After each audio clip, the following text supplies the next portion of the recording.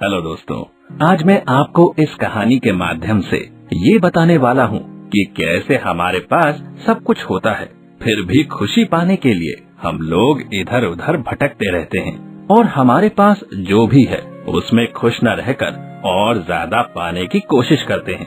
तो दोस्तों, बिना टाइम वेस्ट किए हम सीधे स्टोरी पे चलते हैं। दोस्तों, बहुत समय पहले की बात है। कमालपुर गांव में दिनेश नाम का एक आदमी अपनी पत्नी कौशल्या के साथ रहता था। दिनेश का गांव एक बहुत ही भयानक और डरावने जंगल के समीप था। दिनेश के माता पिता का देहांत बचपन में ही हो गया था। दिनेश को उसके दादाजी ने पाल पोस कर बड़ा किया था।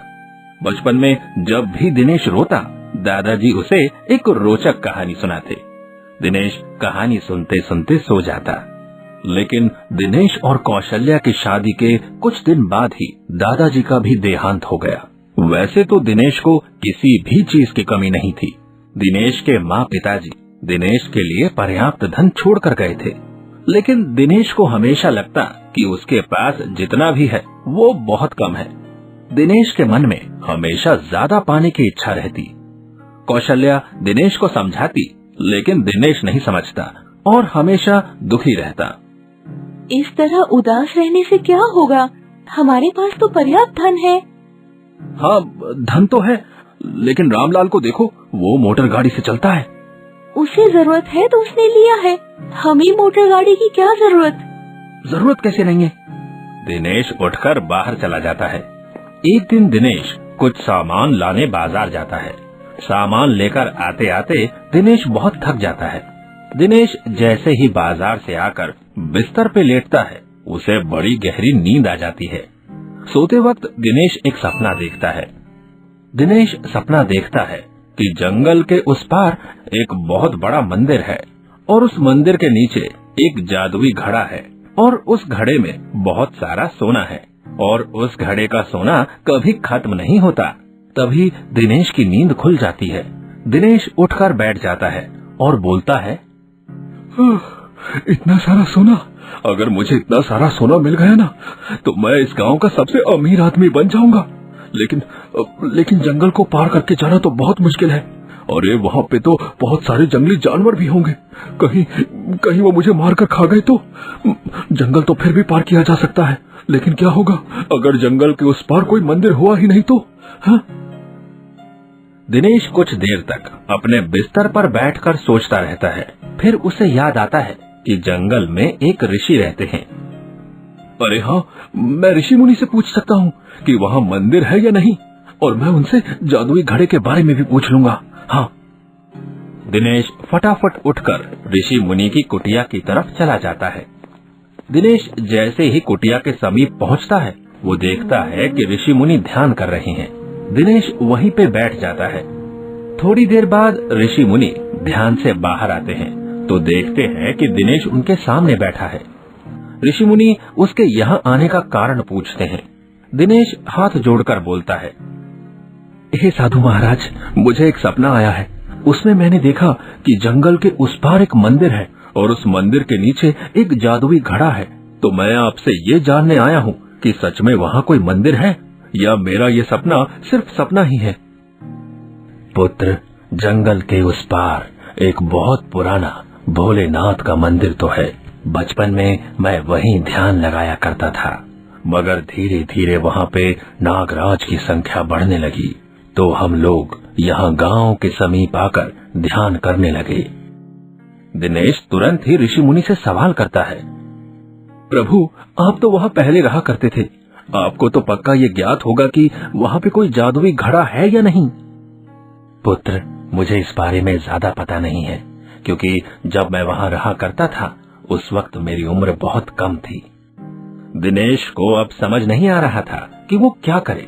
कुटिया से घर लौटते समय दिनेश ये सोच रहा था, ऋषि मुनि ने कहा कि वहाँ मंदिर है, इसका मतलब है कि मेरा सपना बिल्कुल सच है।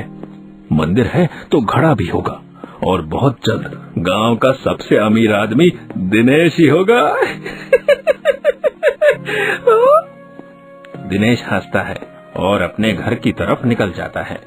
दिनेश घर जाता है और जंगल निकलने की तैयारी शुरू कर देता है। दिनेश की पत्नी दिनेश को जाने से मना करती है। मत जाओ ना, जंगल बहुत खतरनाक है, तुम्हें कुछ हो गया तो? अरे कुछ नहीं होगा मुझे, मैं हमेशा से इन जंगलों में ही रहा हूँ। कौशल्या के लाख मना करने के बाद भी दिनेश एक पोटली में सत्तू, एक पोटली में चूड़ा बांध लेता है और एक मिट्टी के बर्तन में पानी भरकर सुबह सुबह जंगल निकल जाता है। दिनेश दिन भर कड़ी धूप में जंगल में चलता रहता है। अब शाम का समय हो चुका था। दिनेश दिन भर चल चल के थक चुका था।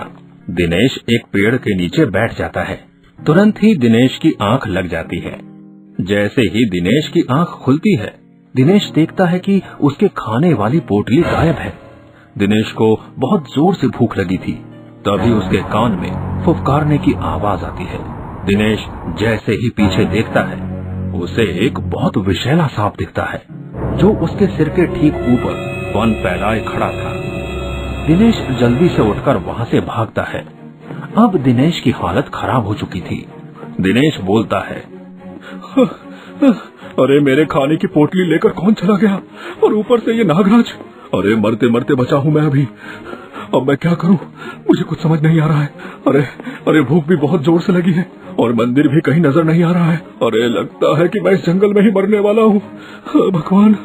दिनेश चारों तरफ अपनी नजर घुमाता है। तभी दिनेश की नजर एक अमरूद के पेड़ पर जाती है।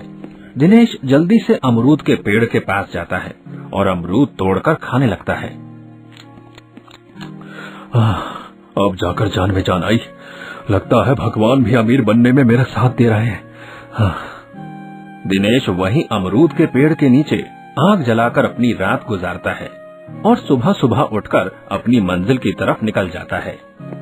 दिनेश पूरा दिन चलने के बाद जंगल पार कर लेता है और जैसे ही वो जंगल पार करता है, उसे एकदम वैसा ही मंदिर दिखता है जैसा उसने सपने में देखा था। दिनेश मंदिर देखकर खुश हो जाता है। अरे वाह, ये तो एकदम वैसा ही मंदिर है जैसा मैंने सपने में देखा था। अरे इसका मतलब मेरा सपना सच है। बहुत जल्द मैं गांव का सबसे अमीर आदमी बन जाऊंगा। वाह। दिनेश ने जो रास्ता अपने सपने में देखा था, उस रास्ते पर वो निकल जाता है। थोड़ी दूर चलने के बाद उसे एक गुफा दिखती है। अरे ये तो वही गुफा है, इसी में वो सोने का घड़ा दबा है। दिनेश गुफा के अंदर जाता है। गुफा काफी पुरानी लग रही थी। चारों तरफ मकड़ी के जाल लगे थे। गुफा के अंदर बहुत अंधेरा था।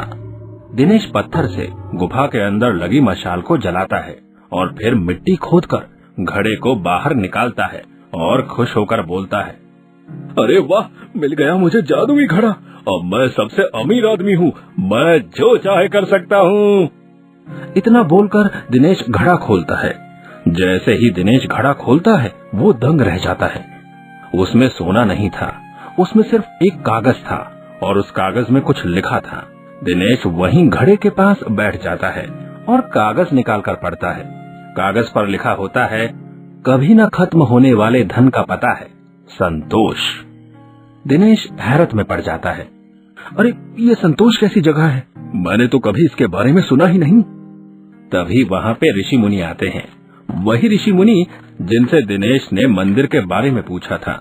दिनेश सारी बात ऋषि मुनि को बताता है। ऋषि मुनि कहते हैं, अरे यही तो सबसे बड़ा धन है, संतोष। जिसके पास संतोष होता है, उनका धन कभी खत्म नहीं होता। इस दुनिया में किसी भी चीज का कोई और अंत नहीं है। अगर तुम्हें अपने सपने वाला जादुई घड़ा मिल भी जाता, फिर भी वो तुम्हारे लिए कभी न कभी कम पड़ ही जाता। संतोष ही ऐसा एक धन है जो कभी खत्म नहीं होता। इंसान के पास सब कुछ होता है, फिर भी वो और ज्यादा पाने के लिए मरता रहता है। ऐसे इंसान कभी खुश नहीं रह पाते हैं। दिनेश को ऋषि मुनि की बात समझ में आ गई थी। दिनेश वापस अपने घर लौट जाता है और हंसी खुशी अपनी आगे की जिंदगी व्यतीत करता है।